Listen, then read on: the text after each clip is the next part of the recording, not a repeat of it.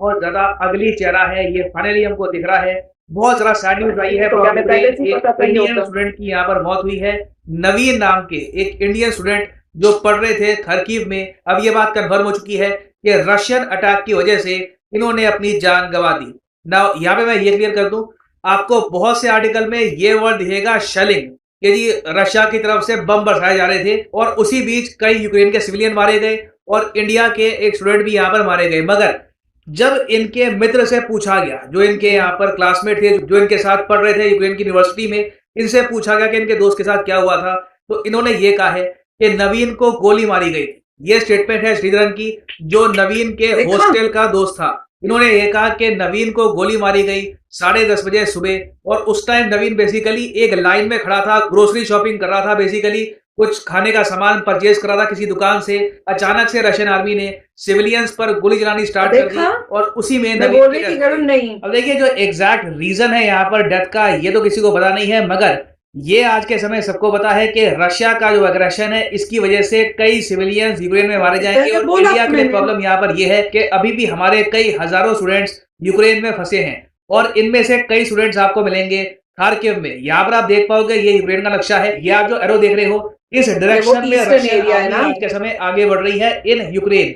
मैंने आपको बता दिया था कि रशिया का जो मेन फोकस रहने वाला है वो ईस्टर्न यूरोप में रहने वाला है। ये वेस्टर्न यूरोप के करीब नहीं आएंगे, क्योंकि यहाँ पर नेटो फोर्सेस खड़ी है। अगर यहाँ पे मान लो कि कोई मिसाइल चल गया नेटो के अगेंस्ट, तो एक full fledged world war start हो सकती है। तो रशिया अभी के लिए क्राइमिया से आगे बढ़ रहा है, ऊपर बेलारूस से अटैक कर रहा है, कीव की तरफ बढ़ रहे हैं ये लोग। उसके अलावा खार्किव पे भी ये बहुत अटैक करने की कोशिश कर रहे हैं, मगर रशियन फोर्सेस के लिए फ्रस्ट्रेशन की बात यह है कि खार्किव अभी तक इनके हाथ में नहीं आया। इन्होंने बहुत कोशिश करी, बहुत बॉम्बिंग करी यहाँ पर, मगर अभी भी कैसे ना कैसे करके यूक्रेन के लोगों ने, इनकी आर्मी ने, ये जो बहुत ही बड़ा शहर है इनका, पकड़ के रखा है। और खार्किव के बारे में वैसे मैं आपको ये बता दूं, अगर आप ये सोच रहे हैं कि अच्छा ये तो रशिया के बॉर्डर के काफी करीब है, कोई छोटा सा शहर होगा, नहीं, ये यूक्रेन की सेकेंड लार्जेस्ट सिटी है, बहुत ही सुंदर शहर है अपने आप में। यहाँ पे बहुत ही फेमस एक मेडिकल इंस्टीट्यूट भी है।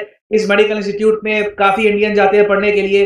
ये लोग जो नीट यूजी के स्कोर्स हैं ये एक्सेप्ट कर लेते हैं। उसके अलावा खार्किव एक बहुत ही बड़ा कल्चरल, साइंटिफिक, एजुकेशनल सेंटर भी माना जाता है यूक्रेन का। इंटरेस्टिंग बात देखिए, खार्किव की ज्यादातर जो आबादी है ये रशियन स्पीकिंग है, यूक्रेनियन स्पीकिंग यहाँ पे आपको लोग कम मिलेंगे। फिर भी वहां पे लोग रेजिस्ट कर रहे हैं। ये लोग रशियन आर्मी का विरोध कर रहे हैं, ये लोग नहीं चाहते कि और रशिया कब्जा ले इनके सुंदर शहर को।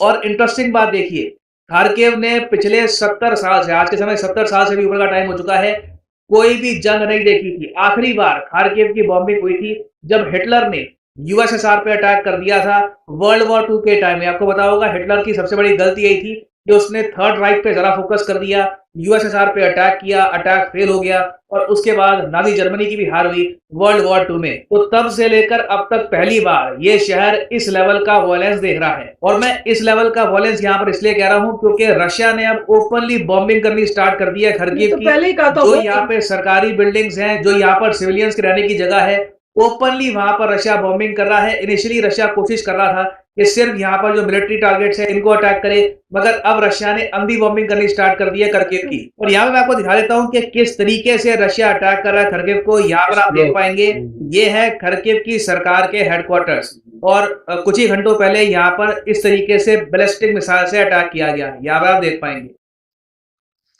अभी ये इस तरीके से पूरे शहर में बॉम्बिंग हो रही है।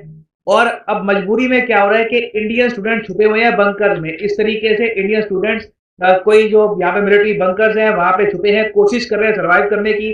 ऑब्वियसली इनके पास खाने को बहुत कम है। बीच में कुछ स्टूडेंट्स हिम्मत करते हैं ऊपर आने की, कुछ शॉप से कुछ परचेज करने की, मगर वहां पे जान का खतरा लगा रहता है। और नवीन के साथ भी आप अगर देखें तो अनफॉर्चुनेटली यही हुआ है। बेसिक खाने पीने की चीजों परचेज करने की कोशिश कर रहे थे, तभी उन पे अटैक कर दिया गया। और ऑब्वियसली यहाँ पर मैं ये भी क्लियर कर दूं कि ऐसा नहीं है कि रशियन आर्मी ने स्पेसिफिकली इनको ही टारगेट किया है, फायरिंग कर रहे हैं, उसमें अनफॉर्चुनेटली हमारे स्टूडेंट भी मारे गए हैं। और यहाँ पर आप देख पाओगे मिनिस्ट्री ऑफ एक्सटर्नल अफेयर्स के स्पोक्समैन ये कह रहे हैं, with profound sorrow we confirm that an Indian student lost his life in shelling in Kharkiv this morning, the ministry is in touch with his family. आगे यहाँ पर ये भी कहते हैं कि जो फॉरेन सेक्रेटरी है ऑफ इंडिया ये आज के समय बात कर रहे हैं रशियन एम्बेसडर टू इंडिया और यूक्रेनियन एम्बेसडर से भी, और कोशिश यहाँ पर ये की जा रही है कि कुछ समय के लिए यहाँ पर सीज फायर हो जाए, फायरिंग बंद हो जाए, ताकि एक सेफ पैसेज निकल पाए और इंडियन स्टूडेंट्स निकल पाए इस रीजन से। क्योंकि अभी के लिए क्या है कि खरकिव पे इतनी सारा बॉम्बिंग हो रही है कि स्टूडेंट्स का अपने बंकर से बाहर आना एक बहुत ही बड़ा चैलेंज होगा। और इंडिया के लिए प्रॉब्लम यहाँ पर यह है कि करीब 300-400 के आसपास इंडियन स्टूडेंट्स खरकिव में फंसे हैं। वैसे आप अगर देखो तो ऑपरेशन गंगा के अंडर हम लोग 1400 से ऊपर इंडियंस को वापस ला चुके हैं यूक्रेन से। जब यूक्रेन की वॉर इनिशियली स्टार्ट हुई थी तब यूक्रेन में थे करीब 16 से लेकर 17,000 इंडियन स्टूडेंट्स। इसमें से 7-8 हजार तो इनिशियली भाग गए जब न्यूज सामने आई कि रशियन टैंक्स बढ़ रहे हैं अब यूक्रेन की तरफ। बाकी जो स्टूडेंट्स यहाँ पर रुक गए थे अब उनको लाने की कोशिश की जा रही है। इनमें से कुछ पोर्शन है खरकिव में, और इंडिया के ऑपरेशन गंगा की प्रॉब्लम इन द फ्यूचर बढ़ने ही वाली है।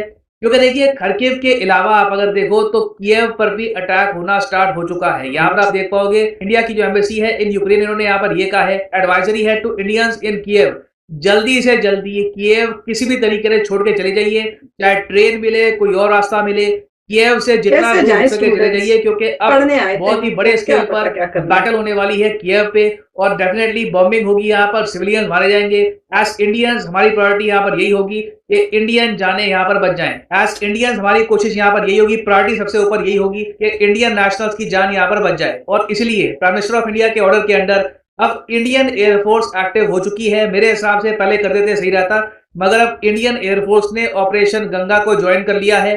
C-17 ग्लोब मास्टर को यूज करेगा इंडिया इवैक्यूएट करने के लिए इंडियन स्टूडेंट्स को फ्रॉम यूक्रेन। क्वेश्चन सबसे बड़ा यहाँ पर अब यही है कि क्या इंडिया बड़ा रिस्क लेगा।